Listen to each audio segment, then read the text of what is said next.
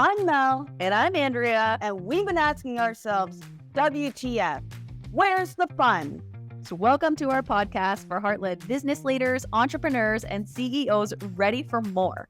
More impact, more wealth, more joy, and more magic, all while having even more fun than ever before. As co-founders of FunX, we believe that life and business is way more fulfilling when you're following the fun.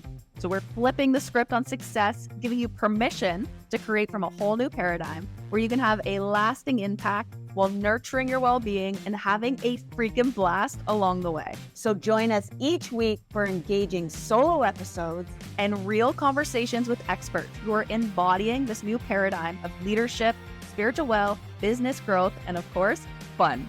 If you're ready to reignite your spark, make bold moves, and lead from a whole new energy, let's jump in and have some fun. You are going to absolutely love this human. Leela O'Brien, she is a space scientist, engineer, creativity coach, and outdoor adventurer. She lives for playful exploration in every aspect of her life. And she went from helping on the NASA space mission to now she has a mission to help people to unlock their creativity and joy, play, curiosity, and fun. So you're going to love this conversation. Let's see how fun it can get. All right, welcome back to another episode of WTF, Where's the Fun? I'm Andrea, and today we have such a fun guest. We have Leela O'Brien, who is a space scientist, engineer, creativity coach, and outdoor adventurer. I'm so excited to have you on the show. Welcome. Thank you, Andrea. I am so excited to be here. I love your podcast and just your message in general about incorporating more fun into life and work. And I really stand by that mission as well. So I'm super excited to have this conversation with you today. Yay. I was so excited and grateful when you reached out because I feel like we have similar, I don't want to say similar paths, but kind of in a sense where we come from maybe an unconventional to another unconventional role.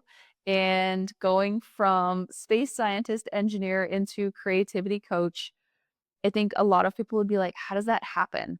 But at the same time, I'm like, that totally makes sense to me. So I'm excited to really learn more about that because this is the first time we've actually had a conversation. So I think I just have a lot of questions that I think a lot of the listeners are going to have similar questions.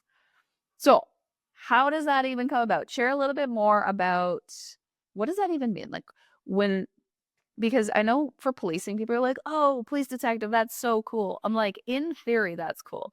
In reality, not so much fun. So space scientist engineer, walk me through how you ended up from, well, first let's start with how did you get into that?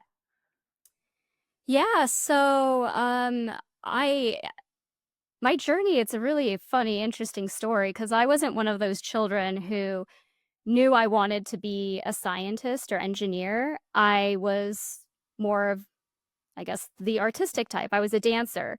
Although I think science and math is also artistic. I think there's a disconnect there when people think of like an artist should be a painter or a dancer, and then someone who is more logical thinking goes more into science and engineering. I think there's actually a lot of overlap. But so as a child, because I was a dancer, I never really thought that I was intelligent in that way in terms of math and science. But I had a teacher in high school who told me that she thought I was a genius. And I was just like, what? No, me? I think you got the wrong girl here. But she kept saying it over and over. And I started to believe it and really put a little more effort into my school subjects, math and science, and I found myself really becoming intrigued by especially physics and math. Like I just loved problem solving and just exploring new ideas. So that's how my interest was originally piqued in that realm. And then when I went to college, I just went for it. I decided I'm going to study physics. I'm really interested in this, and I want to see where it takes me. So on that journey, I just really became enthralled in it. And, a lot of times when we leave the career we were in, with a lot of people, it's because they lost a passion for it. I never lost that passion. I'm still to this day, I love math and science. And um, so, yeah, when I was in school, I was just really creatively lit up by it as well. And I just wanted to freely explore my mind and physics and see where that could take me, and not just me, but what I could do with it for the world. And so in undergrad, I was doing research kind of more related to supplementary to um, um, nuclear fusion. But from there, I did a research project that was simulating certain effects of supernovas, and I realized I was really into space physics at that point and cosmology. So when I went into graduate school, that's what I focused on for my studies and research, was space physics. And from there, I just went on the whole path of building space instruments, studying solar physics, and then that led to my career working on a NASA mission, building an instrument that was going to measure particles up at Jupiter's moon Europa. And that's a mission that recently launched and is now en route to Europa. So yeah, that's my journey of how I went from not being interested in science to just loving it and pursuing a career in it. And I think there's so much there, but I agree with you. It's like for the past many years, there's been this disconnect, I think, between science and arts, and even science and spirituality, science and cosmology. There's so much that's actually interrelated, and I do actually feel like we're starting to come back to the integration and the wholeness of it, which I think is really fun. So okay, so now you are working on this space mission. Then what? Yeah, so along the way, I just became overtaken by my drive to succeed. Like, my main goal was to build my credibility, to prove myself in this field.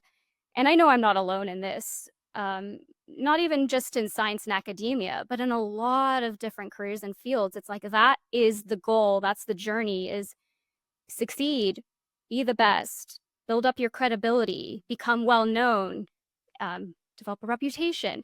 And I think I lost sight of why I became a scientist and an engineer in the first place. I went into it wanting to really explore and be curious and really like open my mind, explore my mind fully, and have fun with it, find the excitement in it. And while I felt that originally, when I started chasing the success, I started losing that because I was so focused on accomplishing. I was afraid of failing. I was afraid of what other people thought about me. And I think when you go into that space of trying so hard to succeed and not doing it for the love of it and the intrigue, you really lose out on the fun and enjoyment in it. And the stakes are so high in your mind that you don't feel like you can fully explore your creative process. And that's what happened to me. I lost that creative drive. I wasn't enjoying it anymore. I was just trying to get shit done. Stuff, whatever. I don't know if I can curse. Yeah. I was trying to get shit done, and I was entering survival mode pretty much at that point. And I got really burnt out. I was exhausted. I felt so much pressure. And I got to a point where I couldn't complete a single work task. And I'm a highly driven, highly focused individual. I couldn't do anything. I remember going outside at work, like, calling my mom crying, like, why can't I get anything done? What's going on with me? I don't understand this. And I didn't know burnout could get that severe. And my Mhm. my whole methodology was to just push through, and that was not the right approach. And it led to me getting both mentally and physically ill. So was that I think what you're sharing is so relatable for me, and I'm thinking of my journey. Say a similar thing. It's like at a point you start to play an unwinnable game. And there's also a point where you it's like I call it the baseball bat from the universe. At some point, if you're not going to change the game, you're going to get a big baseball bat. And it sounds like you got your baseball bat. And especially I find if we're so used to feeling like we need to think our way through things and um be logical and put all this pressure on ourselves, it can feel like there's no other options until you're kind of being forced to really go inward and basically love yourself more is what my experience has been. So what was your experience from that moment or those moments, that point in time when you started to get to the point where you're like, okay, I something's got to change here, or did you come to that realization? So initially I didn't. I developed long COVID and I was forced into it. So the long COVID I developed impaired my motor and cognitive function to a point where I could barely walk. I could barely use my hands. I couldn't use my brain properly. Like I was having trouble thinking logically, focusing, and I couldn't stare at a computer for more than 20 minutes. And I was not getting better. I tried to hold on to my job as long as I could, and I exhausted all my medical leave. But at a certain point, I made the tough decision to leave because I physically and mentally could not do it. My body had stopped me. And so for me, it wasn't a realization in that moment. I had to get sick and I had to be forced out of it to really come to that realization. And I think when I did come to the realization was just being unable to do anything. So being stuck at home, unable to work, unable to be active because